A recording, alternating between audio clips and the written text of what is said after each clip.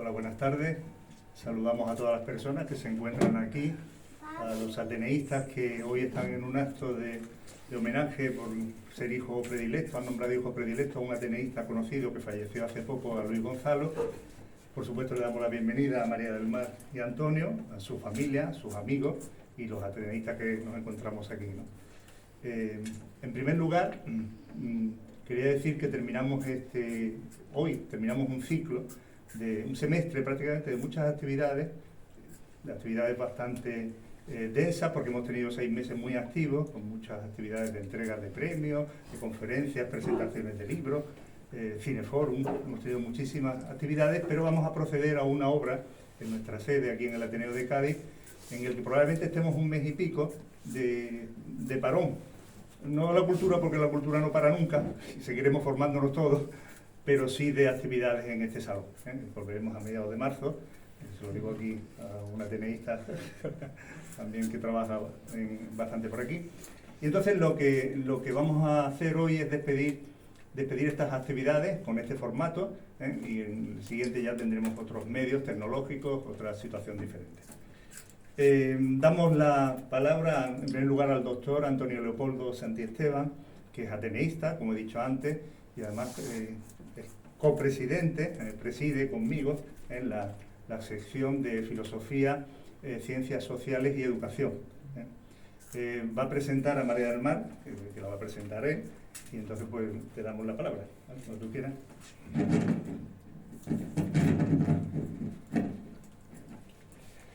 Bueno, buenas tardes a todos y a todas.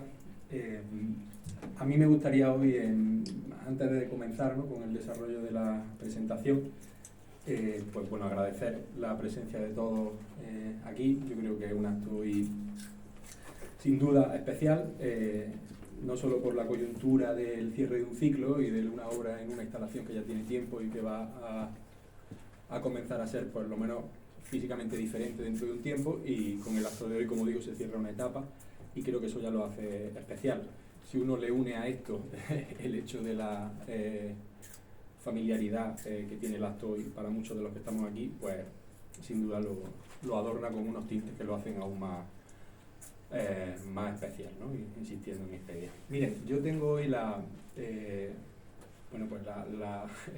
placer por una parte, y por otro lado la responsabilidad también de presentar a María del Mar, que me cuesta decirle María del Mar porque para nosotros es Mer, ¿no?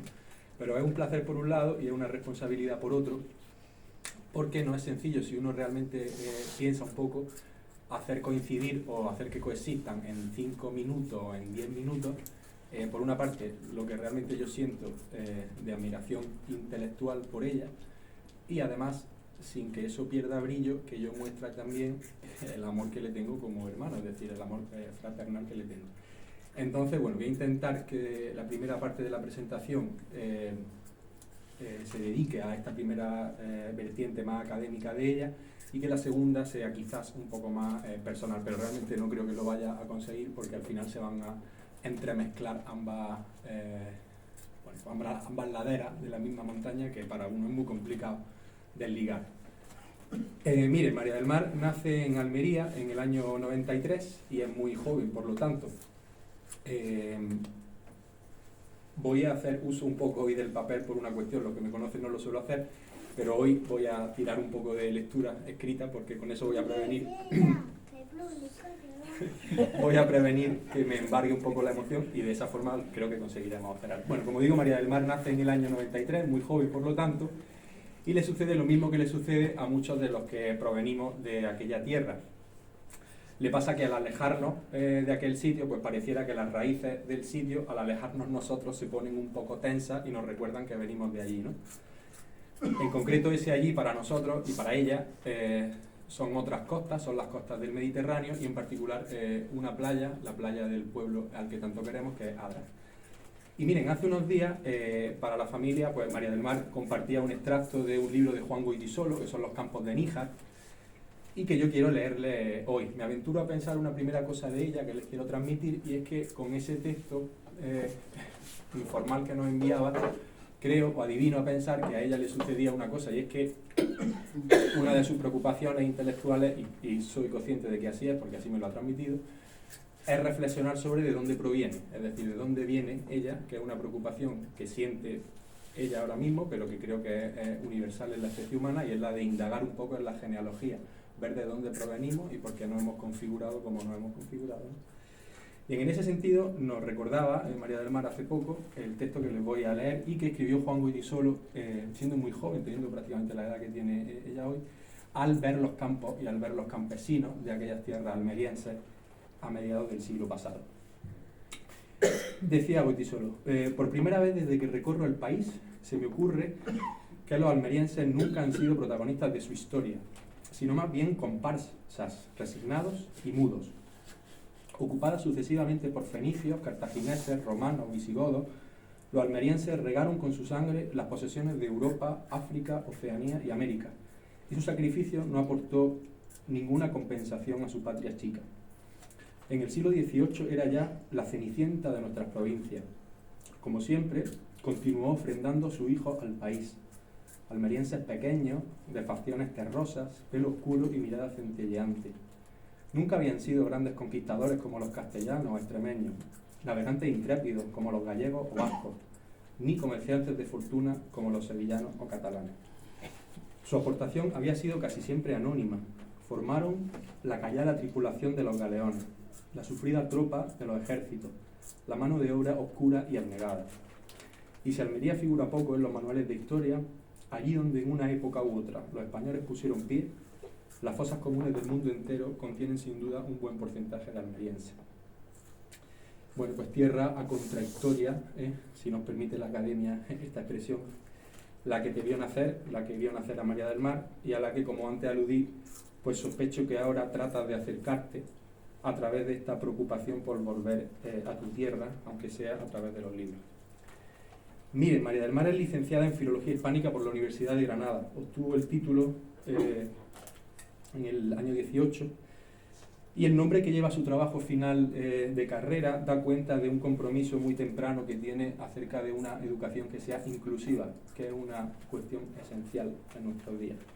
El título era Las mujeres y los libros de texto, la importancia de enseñar una literatura plena. María del Mar es máster en profesorado de enseñanza secundaria, también por la Universidad de Granada, y es máster en estudios literarios y teatrales por la misma universidad. El trabajo final de máster del primero de estos dos, titulado El teatro español contra la desmemoria, fue para muchos de los que tuvimos el lujo de leerlo y de estudiarlo, pues más una primera tesis doctoral que un cierre de estudios de máster. Aquello no era un trabajo fin de máster al uso. Daba cuenta ya en la introducción de ese trabajo de la diferencia entre los conceptos de memoria y de rememoración históricas que le preocupan y ya le preocupaban, y de las bondades que tiene el teatro para acercar ese conocimiento a la generación actual. Escribía María del Mar en ese texto lo siguiente, que quiero leerlo. El objetivo de este proyecto es acercar al alumnado a la dramaturgia a través de la lectura de obras teatrales. El teatro, por su estilo dialogado que nos acerca al presente narrativo, las acotaciones que nos facilitan su visualización y la brevedad de los textos aquí seleccionados, se aproxima a los géneros seriales o cinematográficos a los que está más acostumbrada esta generación. Por ello, se presenta aquí como una opción adecuada de acercamiento del alumnado a la literatura y a su vez al conocimiento histórico. Es una reflexión que a muchos de los que estamos en la docencia nos debiera de, al menos, preocupar. Y es cómo hacemos por transmitir lo que consideramos de estima de forma compasada a lo que la generación actual demanda. Y no deja de ser importante que este trabajo ya lo tuviera claro y que además se desarrollara a través de una plataforma web íntegramente desarrollada para ese trabajo, que está disponible en internet, y que creo que pone de relieve la importancia de ser realistas cuando uno está trabajando. Bien, María del Mar finaliza su segundo máster el pasado curso académico, ya inmersa de pleno en el área de investigación del que va a hablarnos hoy, y defendió entonces también en la Universidad de Granada el trabajo que se titulaba Descensus ad Inferos, aproximación al estudio de la obra sobre los ángeles y el hombre deshabitado de Rafael Alberti. En este sentido forma parte de la línea de investigación de la Universidad de Granada de un proyecto titulado La configuración del patrón poético español en el primer tercio del siglo XX, relaciones literarias, culturales y sociales, que está financiado por la Agencia Estatal de Investigación del Gobierno de España, y ha publicado capítulos de libros, pues, por ejemplo, con la editorial Dickinson, y dentro de poco pues, va a ver la luz un capítulo de libro que está dentro de un número monográfico que va a publicar la editorial Comares y que se llama Poéticas, el libro, y el capítulo del libro que está ya presto a su publicación se va a titular Para combatir hay que odiar, una poética de Rafael Alberti, 1920-1939. De la misma forma, en esta línea, la revista que edita la Facultad de Artes de una universidad checa, de la Universidad de Masaryk, ha aceptado ya un trabajo en estudios como corresponde vinculados a los romances, pero asociado además a la investigación en Alberti, que va a llevar por título, en este caso no es un capítulo de libro, es un artículo de investigación, Huéspedes de la niebla, admiración beckeriana en la primera poesía de Rafael Alberti. Bien, es actualmente alumna en la Escuela de Doctorado en Lenguas, Texto y Contexto de la Universidad de Granada, y la doctora Encarnación Alonso es su directora de tesis doctoral, que creo que tal y como van las cosas pues va realmente a un ritmo fantástico. Y la tesis doctoral tiene por título La obra dramática de Rafael Alberti. Miren, voy a finalizar con esta presentación. Creo que es un lujo realmente contar con ella aquí hoy en el Ateneo, y va a impartir una conferencia titulada De signos y alegorías, el imaginario bíblico de Rafael Alberti. Bueno, como hermano suyo evidentemente podría transmitirle pues, un listado enorme de cualidades. Tal vez hoy no sea el día de relatarlas todas, pero solo te diré y solo les diré que hace buena aquella definición clásica del amor que nos daba Platón ya en uno de sus textos. Los que te amamos te sentimos imprescindibles, es decir, que no logramos imaginar una existencia donde nosotros estuviéramos y tú no estuvieras. Claro, personas de esta forma pues hacen del amor una suerte de ligadura, ¿no? De conexión que entre nosotros nos une y a todos nosotros nos une a ti. Por eso precisamente Platón definía el amor como un arquitecto divino que bajó al mundo a fin de que todo el mundo viviera en conexión. Bueno, disfruten de esta oportunidad, y a ti, ya no te digo más María del Mar, te digo Mer, porque si no, siéntete en casa, porque este Ateneo pues fue casa, como tantas veces hemos hablado y como bien tú sabes, de tu querido Alberti, y todos los que estamos aquí y estas paredes son también hoy para ti tu hogar. ¿De acuerdo? Muchas gracias a todos.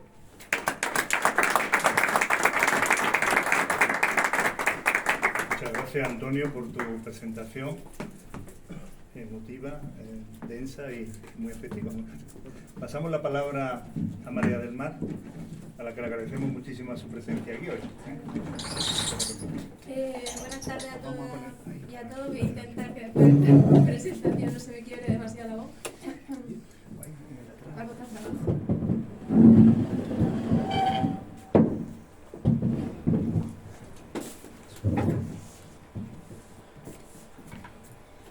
En primer lugar, muchísimas gracias a Antonio Santisteban por la presentación y a Diego Jiménez por presidir el acto, y por supuesto muchísimas gracias a ustedes por compartir esta tarde de viernes conmigo. Espero que la conferencia les sea de agrado y puedan participar en ella de alguna manera. Bien, la conferencia ha sido titulada De signos y alegoría, el imaginario bíblico en el teatro de Rafael Alberti, y nos vamos a centrar en concreto en una de sus obras, en El hombre deshabitado. ¿Se escucha bien? Sí. El hombre deshabitado se crea Alberti en el año 30, en 1930, pero se estrena en el año 1931 en el Teatro de la Zarzuela. ¿Por qué hago otra breve introducción? Porque creo que es interesante que nos traslademos a ese momento de la historia de España, un febrero del año de 1931 en el Teatro de la Zarzuela de Madrid, 2 meses antes justo de la llegada de la República, para que pensemos cómo el teatro, el arte en general, era y es siempre muestra y motor de los grandes cambios sociales. Como Alberti utiliza todo su conocimiento religioso, puesto que estudió aquí en el Puerto Santa María, en el Colegio Jesuita, en San Luis Gonzaga, y luego al parecer realizó diversas relecturas de la Biblia, cómo pone todo ese conocimiento en funcionamiento para ir en contra del propio dogma católico, ¿no? Para hacerlo de una manera subversiva. ¿Por qué hace esto Alberti? Porque sin duda tiene, como persona, se puede leer en su prosa, en su memoria, pero también desde su arte, una gran voluntad de renovación que compartirá pues, con todos los miembros de su generación, y se moverá esta voluntad de renovación por 2 líneas fundamentales: la mezcla entre la tradición y la vanguardia. a comienzos del siglo XX se introducen las grandes vanguardias, los movimientos de vanguardia artístico en España, con la clara intención de romper con la tradición. Pero Alberti, y lo compartirá también con García Lorca, entenderá la vanguardia de otra manera, de una manera diferente, que será la de no romper con la tradición, sino modificarla, utilizar los métodos de la tradición movidos a través de la vanguardia, y por ese filtro, en lugar de ruptura, de encontrar ese punto caliente de unión, pasar, en el caso de Alberti, con los pasajes bíblicos, los ritos religiosos, toda la cuestión católica que vamos a tratar esta tarde. Pasar todo eso por ese filtro de unión entre la tradición y la vanguardia. Puesto que vamos a hacer un estudio de signos, porque al fin y al cabo lo que vamos a estudiar son cómo funcionan los signos en su obra, en la obra de Alberti, y los diferentes sentidos que van adquiriendo, vamos a ver muy brevemente, sin detenernos en las cuestiones teóricas de la semiótica y la semiología, qué es el signo. El signo está compuesto por tres grandes esferas: la forma, el referente y el sentido. La forma del signo es aquello que nuestros sentidos son capaces de adquirir. Si es una palabra o un signo escrito, pues será nuestra vista; si es escuchada, será nuestro oído, ¿no? Una manzana, el signo manzana, pues la forma será la M con la A y tal. ¿Cuál es el referente? El referente es la idea que nos muestra nuestra mente cuando nos acercamos a ese signo, pues la manzana como el fruto, ¿no? Sin embargo, el sentido es la carga semántica, el significado que le vamos a dar a ese signo cuando lo pasemos por nuestro filtro vivencial y experiencial. Eso quiere decir que el sentido para una persona puede ser muy diferente del sentido de otra persona. En los lenguajes científicos, sin embargo, el referente de manzana y el sentido de manzana va a ser el mismo, un fruto de un árbol y tal. Pero el lenguaje cotidiano y el literario, que es el que nos ocupa esta tarde, va a encontrar diferentes vías para romper con la igualdad entre referente y sentido. Dos vías fundamentales de que utiliza el lenguaje literario van a ser la metáfora y la alegoría, para romper con esa igualdad. De esta manera, la manzana del referente y del sentido, pues quizá va a dejar de significar, de tener el sentido del fruto del árbol, y va a pasar a significar, pues para uno puede ser la manzana de Nieva, para otros puede ser la manzana de Guillermo Tell, o puede tener muy diversos sentidos, siendo siempre el referente el mismo. Y con esta breve introducción, muy breve, a la semiótica, pasamos a ver la obra de Rafael Alberti. Como ya he dicho, El hombre deshabitado la escribe Rafael Alberti en el año 1930 en su retiro a Tudanca, a la casa de José María de Cossío. Rafael Alberti estaba pasando por un momento personal, un poco una pequeña crisis, tanto personal como artística, y recurre a su amigo José María de Cossío, y este le presta su casa para irse allí. Allí parece que fue donde realizará estas relecturas de la Biblia que he comentado antes, y será donde escriba de manera paralela El hombre deshabitado y Sobre los ángeles. Por eso siempre va a haber muchísima analogía entre estas dos obras. Y antes de continuar con los signos, vamos a ver de qué trata brevemente esta obra, El hombre deshabitado. El hombre deshabitado tiene esta forma que les muestro: un prólogo, un acto único y un epílogo.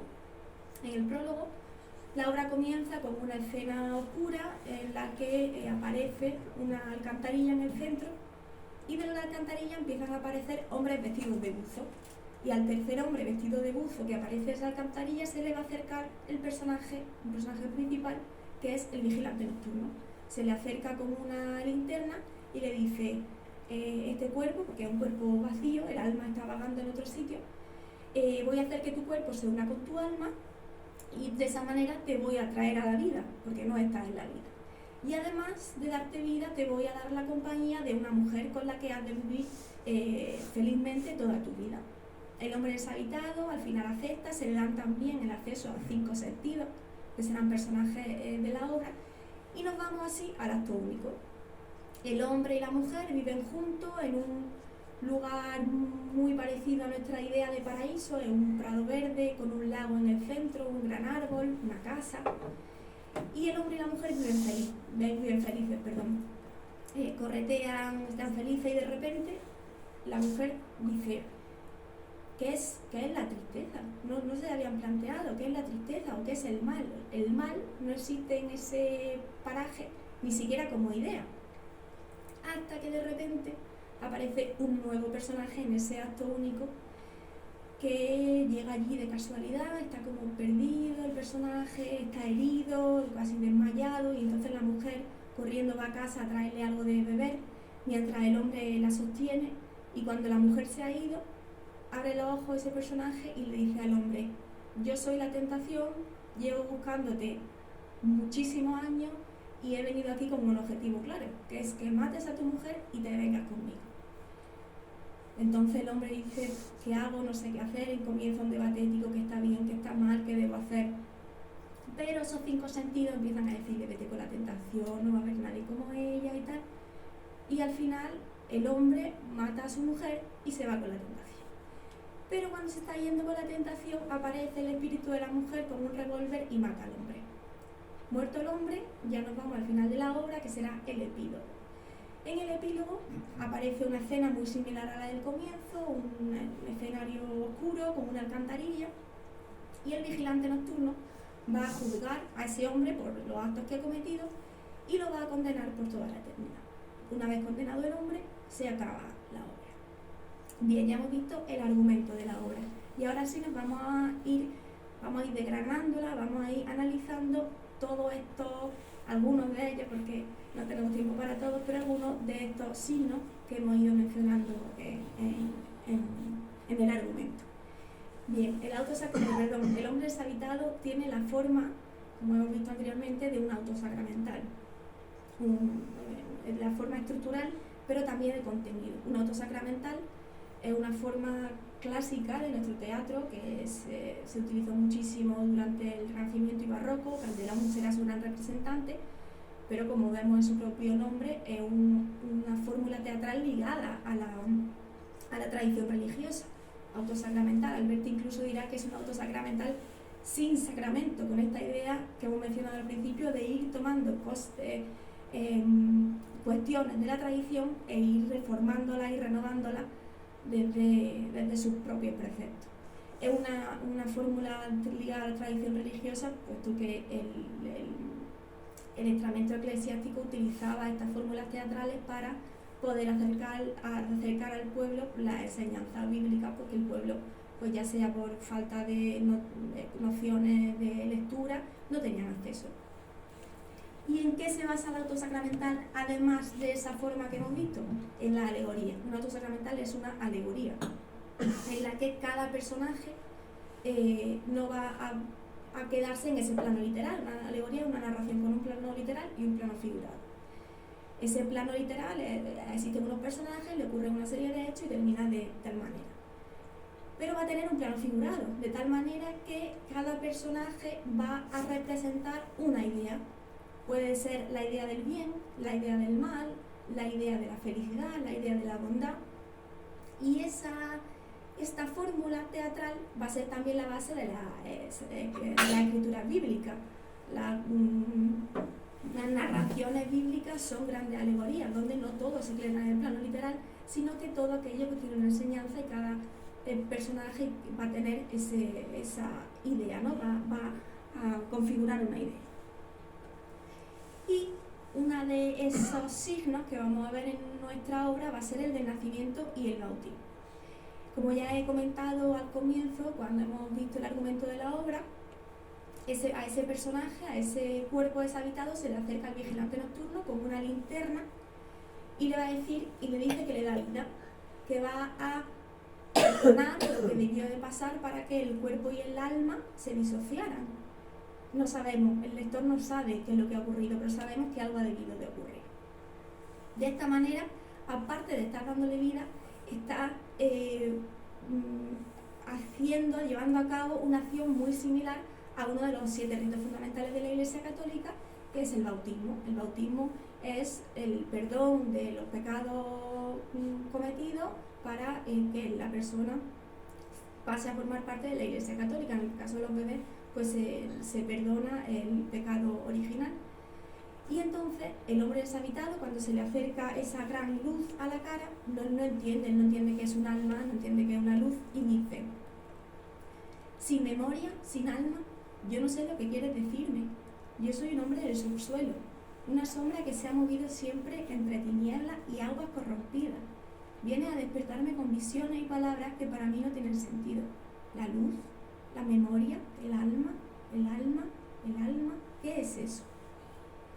Y esta idea, en este caso representada por un hombre único, pero si nos vamos a la Biblia va a estar representada por un pueblo, esta idea de un pueblo o un hombre que se ha movido entre tinieblas y al que de repente lo va a iluminar una gran luz, lo podemos leer en el libro de Isaías, cuando ese pueblo, que igualmente ha sido corrompido, se ha dejado llevar por el pecado y por ello es castigado, dice que caminaba entre tinieblas, de repente va a haber una luz grande. ¿Y qué va a representar esa luz? La luz va a representar un niño nos ha nacido, un hijo se nos ha dado, lleva a hombro el principado y es su nombre. Maravilla de consejero, Dios fuerte, Padre de eternidad, Príncipe de la paz. O sea, ese pueblo que vive entre tinieblas, de repente va a haber un nacimiento que va a ser señal de luz. Aunque la luz y el nacimiento esté completamente naturalizado en nuestra lengua, de hecho está incluso lexicalizado, dar a luz, alumbrar un hijo, pero todas estas cuestiones que para nosotros ahora mismo son naturales, si indagamos un poco en sus raíces nos vamos a dar cuenta que por supuesto tienen esa raigambre bíblica, ¿no?, a la que hace alusión de manera implícita Rafael Alberti. Y como aparte de que me gusta mucho el arte, creo que las cuestiones de manera pictórica se representan siempre de manera más sencilla, he querido traer aquí dos obras pictóricas. En primer lugar, esta de la que une la idea de nacimiento con la luz, la Anunciación de Frangélico, donde vemos cómo cuando el arcángel Gabriel va hacia María para decirle que va a ser la que traiga a este mundo a Jesús, lo que vemos, aparte de la información verbal, es un gran rayo de luz, la que la está efectivamente alumbrando, y con ello dará lugar el nacimiento de Jesús. Pero aparte del nacimiento también está ligada a la luz con el bautismo, no solo el agua. En el bautismo de Cristo de Juan Pareja vemos que San Juan Bautista está bautizando a Jesús con el agua del río Jordán, pero hay algo más en ese cuadro que es un gran halo de luz, lo que la paloma, representando el Espíritu Santo, está está sobrevolando la cabeza de Jesús. Por lo tanto, el bautismo también se relaciona con la luz. Vemos que, aparte de las cuestiones terminológicas que podemos observar aquí, las tinieblas, las luces, se van a repetir completamente las analogías terminológicas entre la obra de Alberti y la Biblia. Si rascamos un poquito y buscamos esos sentidos de la obra, no solo su referente o el signo, la forma, vamos a encontrar constantes analogías.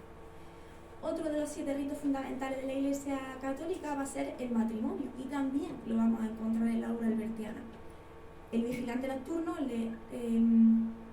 le ofrece a ese cuerpo deshabitado, ya habitado por el alma, la compañía de una mujer, y le dice: se los doy vírgenes, les regalo el cuerpo y el alma de una doncella. En ella ya el cuerpo y el alma se encontraban unidas, ya no estaban separadas. De una doncella creada por mí a su imagen y semejanza. Conviértala en mujer, caballero, en su mujer y en su esposa.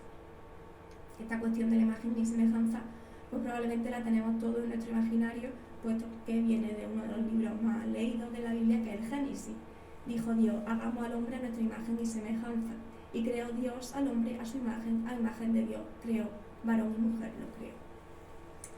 Pero más allá de esta cuestión, que esto es muy explícito, aquí Alberti no se anduvo con cuestiones muy ocultas, es interesante cómo hace el vigilante nocturno que aparezca una mujer y que se una al hombre deshabitado.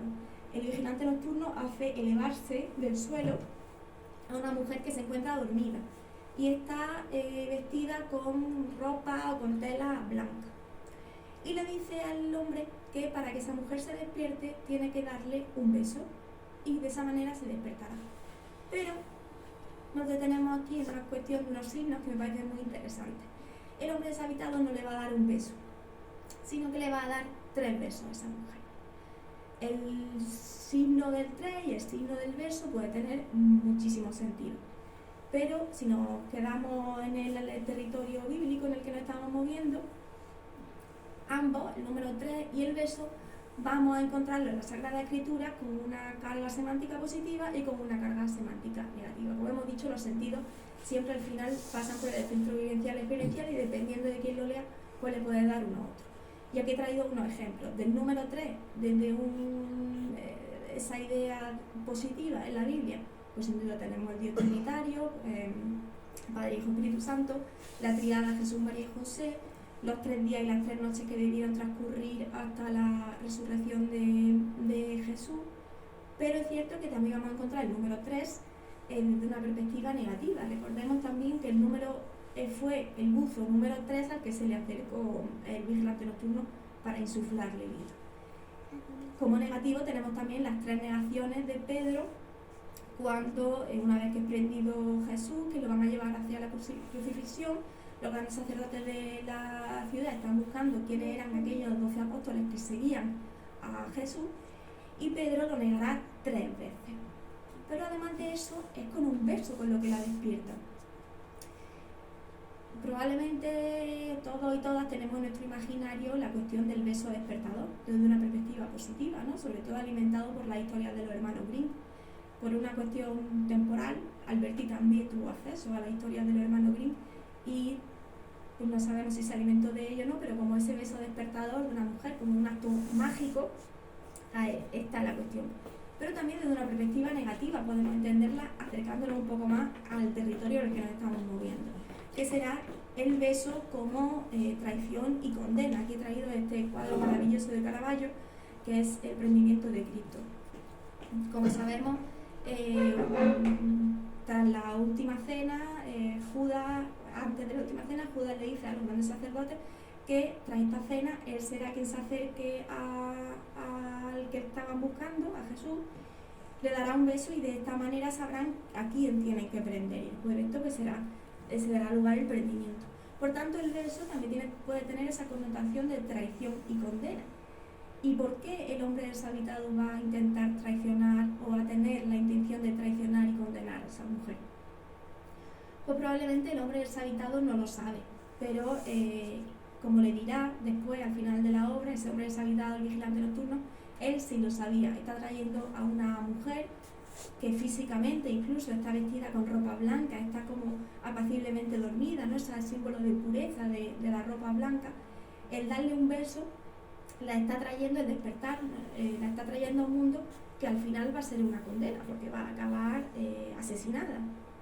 Por tanto, y haciendo alusión a un gran poeta también de nuestra tierra y al que Alberti le tenía en gran estima, Becker en una de sus rimas decía: despertar es morir. Y aquí vemos esta idea: despertar va a ser morir para esa mujer. Por lo tanto, este signo puede tener también ese sentido de traición. Otro signo interesantísimo de esta obra va a ser la tentación. La tentación va a aparecer en la Sagrada Escritura como la seductora o como la tentación, y la definición que se le da en la obra albertiana y en la Biblia va a ser muy muy similar. Y aquí vamos a leer un pequeño ejemplo. Una vez que esto ocurre cuando el hombre está siendo condenado, ya estamos en el epílogo, y antes de que el vigilante lo tire por la alcantarilla empieza a escuchar una voz y dice: esa es la tentación. Y dice: esa mujer, Señor, esa voz que me hunde, que yo nunca la oigo. Ella tuvo la culpa. Tú me la mandaste, Señor, para que atravesara mi oído y me hiciera rodar hasta el abismo de este horno. Y vamos a ver que la idea de esa voz que tiene la culpa y de ese abismo al que te arroja va a repetirse en el libro de los Proverbios cuando se habla de la seductora. Y de la seductora tiene miel en los labios. Sus palabras son más suaves que el aceite, pero al final son amargas como el ajenjo, letales como espada de 2 filos. Corren sus pies hacia la muerte, sus pasos se encaminan a la vida. Y hay más allá, como he dicho, de la cuestión terminológica, una idea fundamental que se repite en las 2 obras.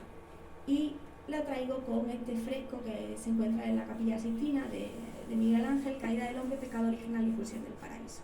Y que se va a repetir en la obra albertiana, que es, por un lado, la tentación con una forma antropomórfica femenina.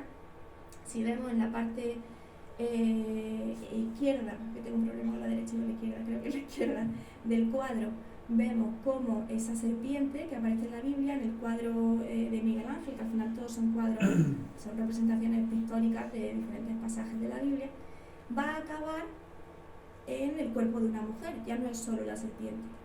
Pero además de tener una forma de mujer, como tiene en la obra de Alberti, no va a ser Eva la que esté cogiendo la manzana del árbol, sino que va a ser ella, la tentación, la que se la ofrezca. Por lo tanto, ¿eso qué quiere decir? Que tiene la culpa, es la culpable igualmente de la expulsión del paraíso. Y estas dos características son compartidas, por supuesto, en la Biblia y como hemos leído en la obra albertiana, representadas por este personaje de la tentación al que se le culpa de la caída. La obra finalmente va a acabar con unos pasajes traspasados completamente por la alegoría, por el libro del Apocalipsis bíblico. El hombre deshabitado, una vez que asesina a su mujer, ahora mismo estaríamos en el acto único, empieza la tierra a moverse, como que se está desatándose el caos y dice: la tierra y mi espalda se agrietan, se parten sacudidas de temblores. El mar es una tromba de sangre, me he quemado las manos. Ese mar, como ya hemos dicho al comienzo, que había un mar y había un lago en el centro que era símbolo de vida, porque había peces, de repente se convierte en símbolo de muerte, está ensangrentado. Pero es que el mar ensangrentado es una imagen traída directamente del libro del Apocalipsis, en concreto del libro de las 7 copas, donde ese mundo que ha sido corrompido va a pasar a destruirse para dar lugar a un nuevo mundo. Y en ese episodio de las copas vamos a ver lo que ocurre cuando se derrama la segunda copa de la ira de Dios. Dice: y oí una voz potente que salía del santuario y decía a los 7 ángeles: id a derramar en la tierra las 7 copas de la ira de Dios.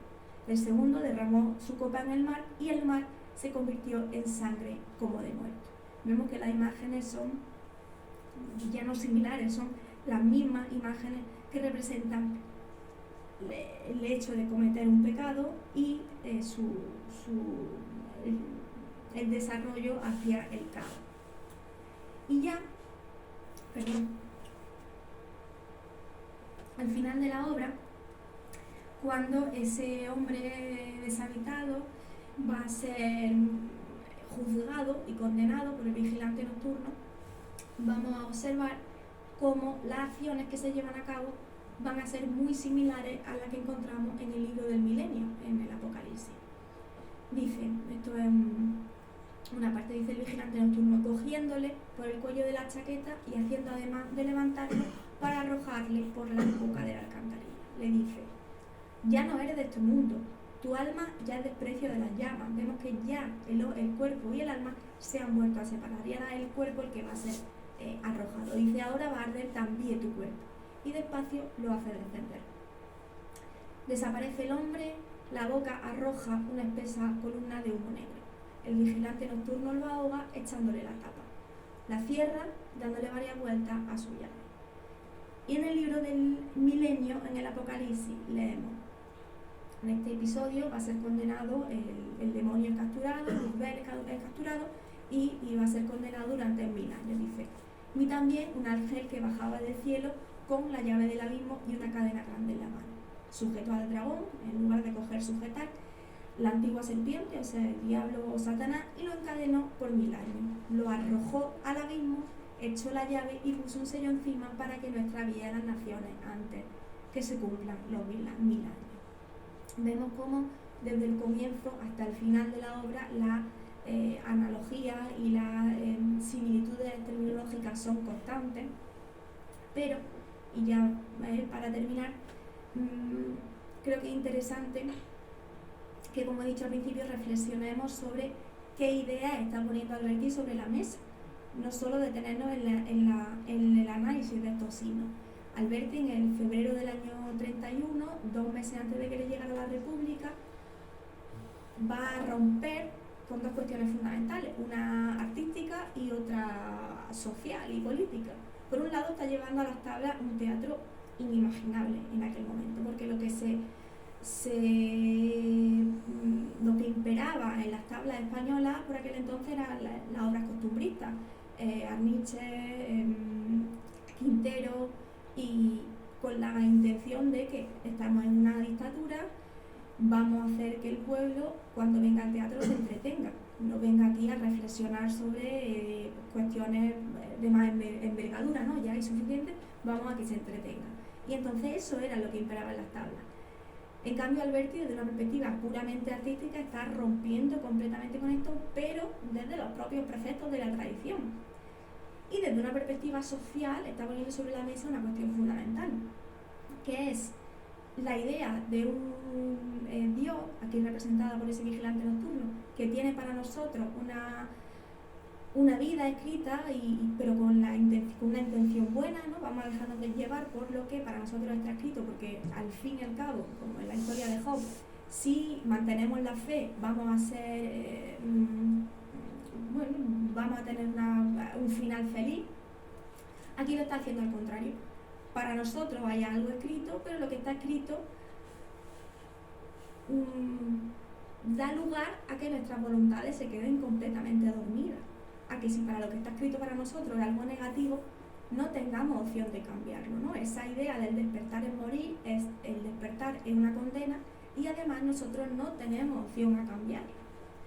Y esa idea, ponerla en funcionamiento en una dictadura, estaba sin duda mostrando lo que iba a venir a continuación, 2 meses después, la llegada de la República. De hecho, el estreno de esta obra fue muy convulso.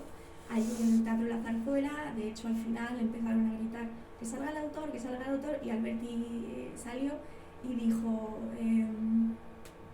muera la podredumbre de la escena actual española.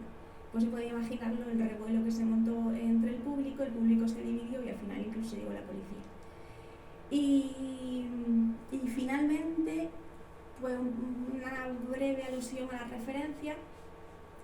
Libros muy útiles para mi proceso de doctorado, aquí he puesto simplemente 4, pero también para esta conferencia. En primer lugar, por supuesto, les invito a que se acerquen a la parte probablemente de la obra albertiana que menos se conoce, que es su teatro.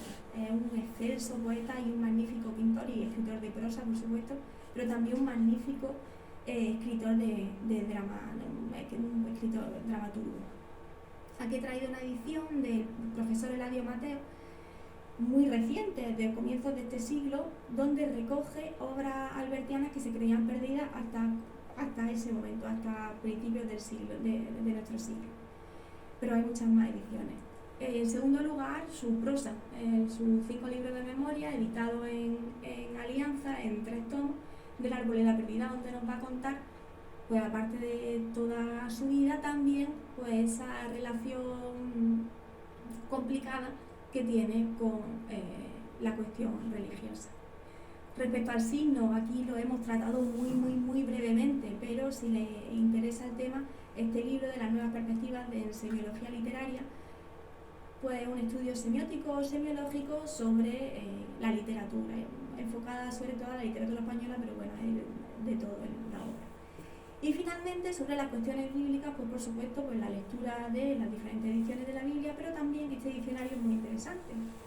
El diccionario de imágenes y símbolos de la Biblia de Manfred Bürger, que es un libro de signos, puesto que es un diccionario, pero las definiciones que da no van a ser las del que encontramos en un diccionario habitual, sino que va a escribir aquellos sentidos que la Sagrada Escritura le va dando a esos diferentes signos. Y además es muy interesante porque va haciendo alusión, va marcando en qué punto de la Biblia podemos encontrar estos signos con estos significados determinados. Por lo tanto, es muy interesante tenerlo como de apoyo a la lectura de la Biblia. Finalizo aquí mi conferencia, espero que le haya sido de agrado y de utilidad, y ahora, por supuesto, quedo a su disposición para cualquier pregunta o cuestión que deseen plantearme. Muchísimas gracias.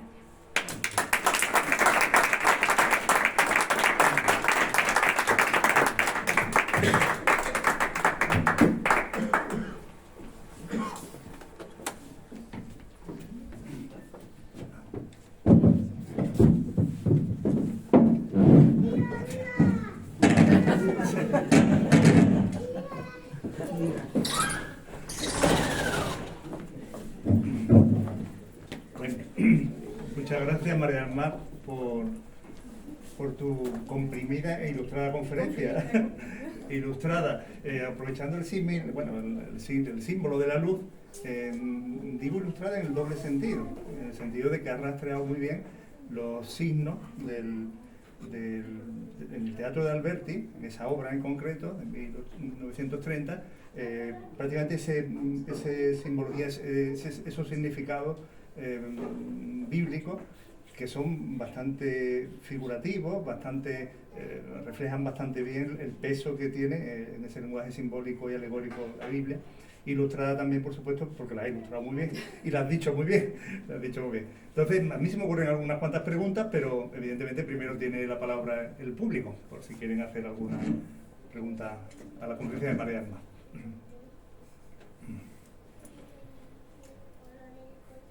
Rompo yo un poco. Yo tengo una también. ¿Tú tienes también? Venga, empieza tú. No. No, yo tengo una porque, bueno, la felicidad, porque la conferencia yo ya sabía que iba a ser fantástica, pero así lo ha sido, efectivamente. A mí me gustaría que hablara un poco, que le dieras tu opinión sobre un tema que mencionas con frecuencia cuando se hablan de estos temas contigo, y es que durante tu formación el teatro de Alberti ha sido una cosa casi inexistente, es decir, como graduada en Filología Hispánica lo has estudiado, pero focalizando únicamente, o las personas que te impartieron clases, en la poesía de él, que es lo que más se conoce. Entonces, pues, ¿qué reflexión haces tú, y acabada tu formación, que de repente haya toda un área, ¿no?, de un autor como él, prácticamente que no se ha tratado, ¿no?, y que estás descubriendo ahora en los estudios de doctorado o en los estudios avanzados? ¿Por qué crees que hay, aparte de porque la poesía fuera fantástica, crees que hay algunas otras razones para que eso no se exprese tan bien como lo otro? Lo estoy descubriendo el hecho de, con todo mi orgullo de haber estudiado en la Universidad de Granada, porque es una maravilla estudiar Filología Hispánica allí, pero es cierto que yo salgo de la carrera, pues por lo que sea, sin saber que Rafael Alberti hacía este tipo de teatro. Lo tengo que descubrir después por otras tesituras. Y de repente se me abre un mundo nuevo. Alberti hace teatro. Alberti no solo escribe prosa y escribe poesía, pero no solo hace teatro, es que hace un teatro bueno. Y entonces cuando me acerco a él y digo, pero si Alberti hace un teatro muy bueno, ¿por qué no se representa el teatro de Alberti? ¿Qué está pasando? Algo está pasando para que no se represente. Y me doy cuenta de que hay varios factores. Y el fundamental, que es el que se alega siempre, es que Alberti escribió la obra de teatro, casi todas desde una perspectiva histórica, casi todas tienen un cariz histórico, pero muy cercana al tiempo en el que ocurren esos propios actos. ¿Qué ocurre cuando se da muy cercano un hecho histórico, además en ese momento de gran envergadura, y reflexiones artísticas a la par? Pues que probablemente no hay esa lejanía necesaria para que el público lo pueda apreciar. Entonces se alega siempre que Alberti, pues, estoy pensando por ejemplo en la obra de Fermín Galán, que ocurre cuando Fermín Galán es asesinado, porque antes del levantamiento, de la llegada de la República, Fermín Galán, junto con otro compañero que ahora no recuerdo el nombre, intenta que llegue ante la República, pero muy poquito antes, y son asesinados. Y a los meses prácticamente, si no al año, Alberti ya había hecho una obra sobre Fermín Galán. La obra de un momento a otro pasa exactamente lo mismo. Acaba de tener lugar el levantamiento, se está comenzando la Guerra Civil Española y Alberti escribe de un momento a otro, que es una obra sobre una ruptura dentro de una familia, porque Gabriel, que es el hijo, forma parte se está uniendo al bando de izquierda, en cambio toda su familia es una familia de la escuela jesuita y se une al bando de derecha. Claro, eso visto por un público, cuando es el público que está viviendo la guerra civil y está viviendo esa tesitura, pues probablemente no tenía repercusión ninguna y se intentó, pues luego no se ha dado. Ahora que sí tenemos acceso y que probablemente nos interese, sobre todo a mi generación, pues que pienso yo que le interesaría conocer todos estos temas, pues es el momento de acercarnos a esa obra y decir, pero si esto es muy interesante, nos está contando una parte muy interesante de la historia que probablemente nos apetece conocer, pues vamos a acercarnos a ella. Ahora creo que es el momento. Yo te voy a hacer un par de preguntas. Comenzaste tu conferencia y la has finalizado hablando del teatro como motor de cambio social. Bueno, arrancaste así y lo he terminado con esa frase de Alberti y tal. Para los que estudiábamos en los primeros años de la transición, en los años 70 y mucho, yo estudié en Madrid y tal, el teatro en los colegios mayores era continuo. El teatro era, en todos los colegios de la ciudad universitaria, era un motivo. Y luego también hubo que estar en Salamanca igual, en Granada seguro que también, seguro, bueno, en cualquier ciudad universitaria. En ese sentido, efectivamente, ya he respondido una parte, ¿no?, de lo del teatro Alberti, porque eso no ha sido escenificado y tal, ¿no? Alberti, aparte del teatro que realiza, ¿cómo utiliza la puesta en escena de su propia vida? Es que va a mezclar un poco con la segunda pregunta, porque Alberti, sabemos, bueno, estudió en San Luis de Gonzaga, pero efectivamente fue, por su resultado académico, por supuesto, bueno, fue expulsado y tal, con 15 años creo que fue, sí, con 15 años, se fue a Madrid con 17 y tal, pero ¿cómo le marca esa impronta de ese colegio? Evidentemente, una formación jesuítica es una formación fuerte en ese sentido, pero seguramente él se ha formado mucho también en estudios bíblicos después, porque con esas edades no puede tener ese conocimiento de eso, ¿no? Entonces, ¿cómo la propia puesta en escena de la vida de ese Alberti, creador de teatro, poeta, activista político, teatrero en algunas cosas, incluso cuando venía a los carnavales de Cádiz, que ha venido algunas, ¿cómo fluye un poco todo? Desde luego es un personaje absolutamente, como muchos de la generación del 27, que cambiaron este país muchísimo, ¿no? Y se atrevieron a hacer cosas que no habían hecho los demás, ¿no? Entonces, un poco mezclando un poquito todo, ¿cómo ves al personaje Alberti dentro del cambio social en España, tanto eso, en la parte de la República, como luego, claro, desgraciadamente, luego a distancia? Claro, Pues Alberti, como personaje, si nos acercamos a él, pues desde su lectura, evidentemente, es muy interesante por eso, porque al par, como todos los miembros, la mayoría de los miembros de la generación del 27, pues fueron el motor de los grandes cambios, pues con toda la llegada de la Segunda República, la residencia de estudiantes, pues una cosa fundamental que si no hubiese existido, pues no sé si nuestra cultura a día de hoy sería la misma. Pero aparte de eso, afortunadamente fue una persona muy longeva. Vivió prácticamente, nace en el 4, si no me equivoco, y muere en el 99. Si se acercan, o si no lo han hecho ya, a su memoria, hasta el último momento su gran ilusión era vivir el cambio de siglo. Y el pobre, pues, al final muere, no sé si en noviembre o algo así, del 99. Entonces vive un siglo pleno. Entonces él va a ser, aparte de ser motor de cambio, pero también va a ser partícipe de los grandísimos, pues, de todas las guerras que vivimos, pero culturalmente todos los cambios culturales que se mueven. Y además él efectivamente pues iba sumando a esos movimientos, ¿no? Pues comienza desde la Bahía Gaditana, como él cuenta en su Arboleda Perdida. Algo brotaba dentro de él que efectivamente al final el colegio de San Luis Gonzaga pues fue expulsado, luego ya por cuestiones familiares se va a Madrid porque el padre encuentra ahí trabajo y tal, y él siempre lo tenía en mente, que no había estudiado, ¿no?, que no había hecho una carrera, pero se une a todos los miembros de la residencia, la generación del 27, posteriormente en el exilio sigue escribiendo, está viviendo en Francia en una faro, una antena de radio, y sigue comunicando por allí con María Teresa León, luego se une al Partido Comunista, en fin, va a ser una persona muy inquieta que se va a ir desenvolviendo en todos estos procesos como protagonista también. Y efectivamente eso lo vemos en su teatro. Y la lectura de su Arboleda Perdida, a la par que la lectura de su teatro, es maravillosa, porque uno va viendo cómo todo lo que le está contando, que es su vida, luego, porque toda su obra, aparte de ser histórica, es muy autobiográfica, lo va trasladando a su obra de teatro. Y es una maravilla, un gozo, totalmente. Sí, estupendo. Gracias. Andrés. La obra se realiza en el año 31. Un entorno cultural, como tú decías antes, lo que veía la gente en los espectáculos, teatro era divertimento, obra costumbrista y tal, y de pronto aparece una obra que la va a entender su Santa Madre. Perdona. Un señor, el vigilante nocturno, una obra toda oscura, todo no sé qué. ¿Quién iba ahí? Los de Podemos de aquella época, una cosa así. O sea, ¿quién iba? Sí. ¿A quién iba dirigida? Lo digo porque es que no da la sensación de que está por las alturas. Sí, yo estoy acostumbrado a escuchar, como lo digo de mi edad, a Matilde Perico Periquín en la radio y 4 cosas más, y por una cosa de esta que no me entero de nada. ¿A quién iba dirigida?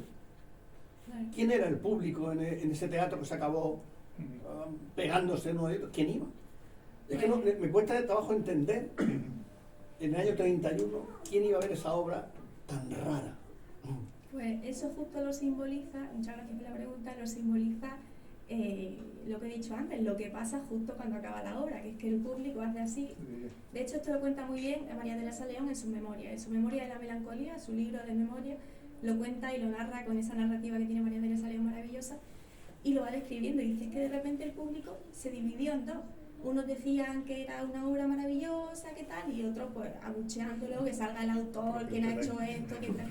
Una cosa terrible, ¿no?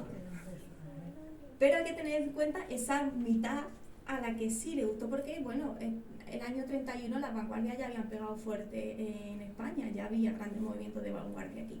Por lo tanto, sí había un público, no era el mayoritario, pero sí había un cierto público pues que no estaba acostumbrado, pero sí, porque al final hablamos de España, pero Europa iba por otro sitio, las vanguardias no, aquí nace el ultraísmo, pero todas las demás nacen por otros sitios de Europa. Entonces las personas que habían tenido acceso a la literatura europea y al teatro europeo, Alberti era uno de ellos, porque le dan una beca, iba viajando por Europa junto a María Teresa León para conocer su teatro, pues ya sabían que en el resto de Europa era otra cosa lo que se estaba haciendo, no era el costumbrismo que había aquí. Y de repente se sientan en un teatro de su país y dicen, pues esto es lo que se está haciendo en no sé dónde, esto es maravilloso.